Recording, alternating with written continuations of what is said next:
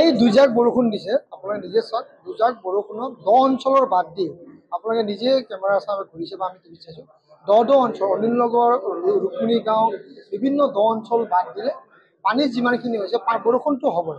আমি পানীটো কিমান সোনকালে ওলাই লৈ গৈছোঁ সেইটো আমি চাইছোঁ। আজি আমি ৰিভিউ মিটিং আমি লৈছোঁ, প্ৰায় আমি 60% কাম আমি সম্পূৰ্ণ কৰিব পাৰিম হোৱাৰ মাধ্যমত। আৰু যি 15 দিন 20 দিন আছে গোটেইখিনি কাম আমি কৰিব পাৰিম। তাৰপিছত আমি মেইনটেনেঞ্চ পিৰিয়ড থাকে, GMCৰ যিখিনি কাম হৈছে মেইনটেনেঞ্চ পিৰিয়ড থাকে আপ টু ডিচেম্বৰৰ 31 তাৰিখলৈকে থাকিব।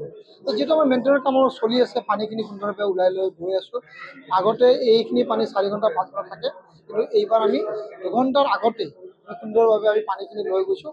দ অঞ্চলত কিছু সময় লাগিছে, এইটো আমি কৈছোঁ। দ অঞ্চল পাম কৰি আমি লৈ যাব লগা হৈছে, কাৰণ দ অঞ্চল হ'ল নামনি অঞ্চল। নামনিৰ পৰা ওপৰলৈকে যোৱাৰ ক্ষেত্ৰত সময় লাগে, সেইখিনি লৈ যোৱাৰ ক্ষেত্ৰত অলপ অসুবিধা হৈছে।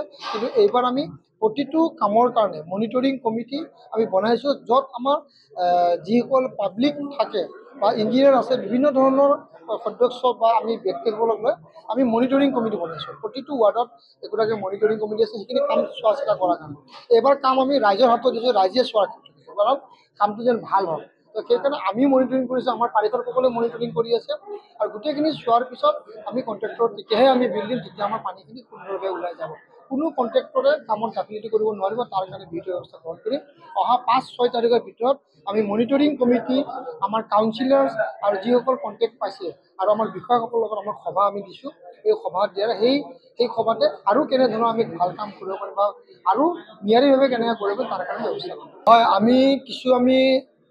আমি চাই আছোঁ যে পানীখিনি আমি কেনেকৈ ওলাই লৈ যাব লাগে।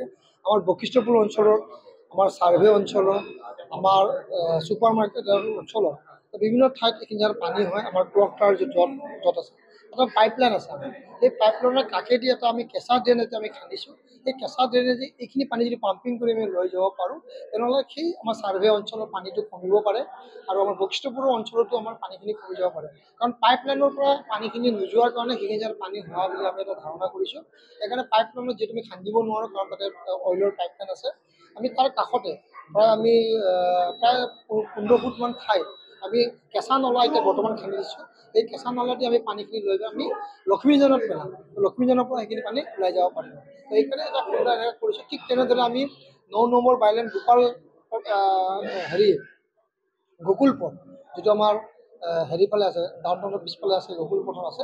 সেই গকুল পথতো আমি এটা GMD এটা সুন্দৰভাৱে কেঁচা নলা এতিয়া পকা কৰিলোঁ। নলাটো এনেকৈ গৈ পেলাই আমাৰ অভিষেকৰ কাষেদি গৈ পেলাই আমাৰ এইটো কেৰিৰ ফালে লৈ যায় পানীটো পেলাইছে।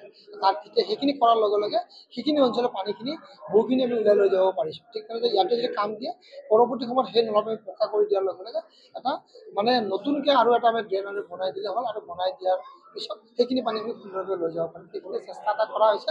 আমি চাওঁ এইবাৰ বৰষুণ যদি সেইটো ফল পাওঁ, তো নিশ্চয়কৈ পৰৱৰ্তী সময়ত আমি পকাৰে বনাই দিয়াৰ ব্যৱস্থা কৰিম।